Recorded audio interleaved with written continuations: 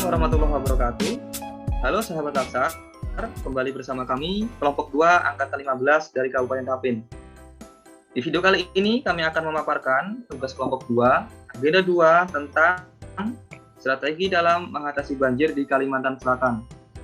Sebelum melanjutkan ke pembahasan materi, perkenankan kami kelompok 2 untuk memperkenalkan diri terlebih dahulu. Pertama, saya sendiri, Rudi Eswanto, formasi jabatan analis perencanaan, evaluasi dan pelaporan, bekerja di instansi pemerintah SKPD, Sekretariat DPRD Kabupaten Tapin. Ya, terima kasih. Saya Ahmad Ramdhani dari Dinas Pertanian, formasi analis alat mesin pertanian. Saya Erik Febrian Pradana, jabatan guru penjas di SDN Sungai Puting. Perkenalkan, saya Nisa Fitriana, jabatan guru kelas, bekerja di SDN Rawabening 2, Kabupaten Tapin.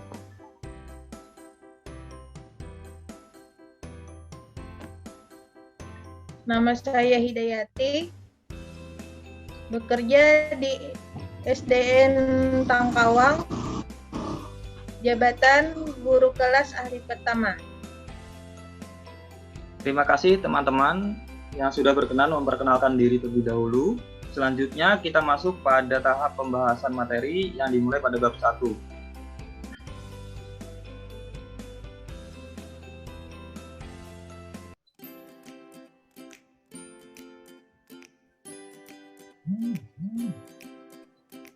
Pada bab 1 ini akan dibahas mengenai latar belakang, di mana latar belakang dalam pembuatan makalah ini adalah mengenai penyebab banjir di Kalimantan Selatan dengan menggunakan alat bantu analisa masalah, sehingga didapati hasil rekomendasi dan upaya penanggulangan banjir di daerah Kalimantan Selatan.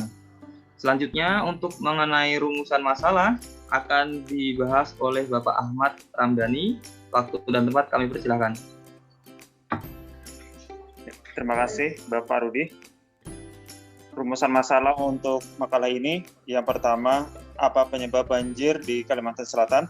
Yang kedua, bagaimana strategi yang harus dilakukan pemerintah Provinsi Kalimantan Selatan dari aspek akuntabilitas untuk menanggulangi banjir tersebut. Selanjutnya, untuk tujuan penulisan dari makalah ini, yang pertama, untuk mengetahui penyebab utama banjir di Kalimantan Selatan yang perlu diprioritaskan untuk diselesaikan. Dan yang kedua, memberikan rekomendasi strategis untuk penanggulangan banjir tersebut. Metode penulisan dari makalah ini menggunakan data sekunder dari beberapa sumber referensi, mendiskusikan dalam kelompok untuk penyusunan analisis isu menggunakan metode analisis SWOT. Selanjutnya, pada pembahasan analisis dan seterusnya akan disampaikan oleh Ibu Nisa Fitriana.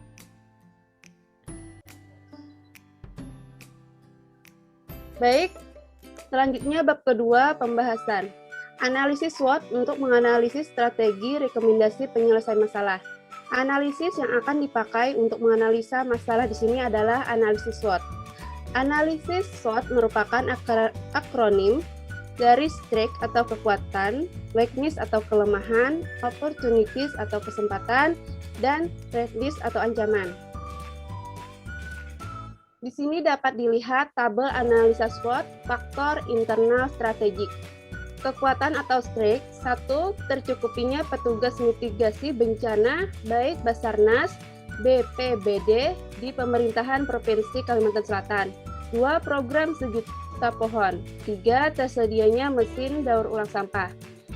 Di tabel ini dapat dilihat bobot, rating, dan skor. Nah, berdasarkan skor yang diperoleh, maka dapat disimpulkan kekuatan atau strength. Prioritas dari analisis ini adalah program sejuta pohon. Selanjutnya, kelemahan atau weakness. 1. Keterbatasan anggaran dalam menyediakan mitigasi bencana. 2. Tidak ada monitoring dan evaluasi lanjutan dari pemerintah Provinsi Kalimantan Selatan. Ketiga, ketidaksiapan pemerintah provinsi dalam upaya pencegahan menghadapi banjir yang mendadak. Di sini juga dapat dilihat bobot, rating, dan skor. Berdasarkan skor yang diperoleh, maka dapat disimpulkan kelemahan atau weakness prioritas dari analisis ini adalah keterbatasan anggaran dalam menyediakan mitigasi bencana. Selanjutnya, faktor eksternal strategik akan dijelaskan oleh Ibu Hidayati.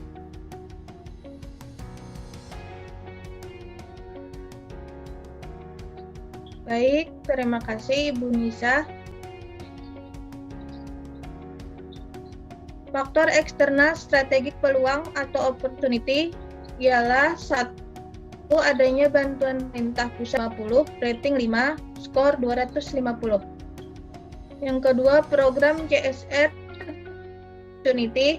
1. Adanya bantuan pemerintah pusat dalam penanggulangan bencana banjir. 2. Program CSR perusahaan-perusahaan di Kalsel mendukung pemulihan pasca banjir. 3. Media massa yang faktual dalam pemberitaan bencana banjir. Berdasarkan bobot perusahaan di Kalimantan 20, rating 2, Memprohir adalah media massa yang faktual dalam pemberitaan bencana banjir. Bobot 30, rating 3. Berdasarkan faktor eksternal yang tertinggi ialah pemerintah pusat dalam penanggulangan bencana banjir, yakni skor 250. Dan pemerintah pusat dalam penanggulangan bencana banjir. Adapun hambatan atau threatness, kesadaran masyarakat dalam menjaga kebersihan aliran sungai rendah. Bobot 20, rating 2 dengan skor 40. Penebangan pohon pada area hutan. Skor yang diperoleh ialah 90. Kan tanggung jawab untuk reklamasi lahan pasca penembangan. Bobot 30, rating 3 dengan skor 90. Skor tertinggi ialah 250, maka kesimpulannya kesadaran masyarakat dalam menjaga kebersihan aliran sungai masih rendah. Keterangan rating, 1. Sangat rendah, tidak begitu berpengaruh. 2. Rendah, pengaruh kecil. 3. Cukup. 4. Berpengaruh. 5. Sangat berpengaruh. Baik, saya serahkan kepada Bapak Erik untuk Di selanjutnya. sini kita bisa lihat kalkulasi dari faktor internal dan faktor eksternal. Di sini ada strength dan opportunities. Dapat kita lihat hasilnya manfaat sebagai alokasi dana anggaran bantuan pemerintah pusat untuk memperkuat program sejuta pohon. Sedangkan weakness-nya dan opportunities-nya dapat kita lihat di tabel keduanya, memaksimalkan anggaran bantuan pemerintah pusat untuk persiapan mitigasi bencana banjir. Kemudian strength dan threatness-nya hasilnya memaksimalkan sosialisasi dan edukasi kepada masyarakat untuk mendukung program sejuta pohon dan menjaga kebersihan aliran sungai. Sedangkan weakness-nya dan threatness-nya memaksimalkan anggaran untuk sosialisasi kepada masyarakat untuk tidak membuang sampah sembarangan di sungai.